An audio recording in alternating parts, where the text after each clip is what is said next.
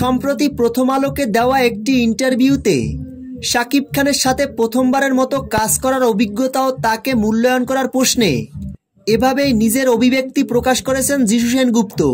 ওর সম্বন্ধে আমার বলার দৃষ্টতা নেই, ও মেগা স্টার বাংলাদেশে, কোনো এটা নিয়ে মানে আমি কি বলবো, যেটা বলতে পারি মানুষ হিসেবে অসাধারণ। যিশু সেনগুপ্ত আরো বলেন, ওর সম্বন্ধে আমার বলার দৃষ্টতা নেই, ও মেগা স্টার বাংলাদেশের, মানুষ হিসেবে শাকিব খান অসাধারণ, as a co actor brilliant, অভিনেতা তো ভালোই, ও বাংলাদেশের মেগা স্টার, সেটা নিয়ে আমাদের কারো ডাউট নেই।